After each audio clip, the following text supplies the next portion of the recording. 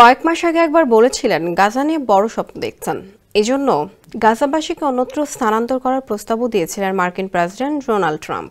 এবার দীর্ঘদিনের বন্ধু ইসরায়েলি প্রধানমন্ত্রী বেনিয়ামিন নেতানিয়াহুকে আবারও কাছে পেয়ে প্রায় একই ধরনের কথা বললেন তিনি। নেতানিয়াহুর সম্মানে এক নৈশভোজে উপস্থিত সাংবাদিকদের ট্রাম্প বলেন, ইসরায়েলের প্রতিবেশীরা হয়তো গাজা থেকে স্থানান্তর করা ফিলিস্তিনিদের নিতে রাজি হবে। আমরা আশেপাশের দেশগুলো থেকে ভালো সহযোগিতা পেয়েছি, সবাই সহযোগিতা করেছে, তাই ভালো কিছু ঘটবে। এটাকে বলা হয় ফ্রি চয়েস।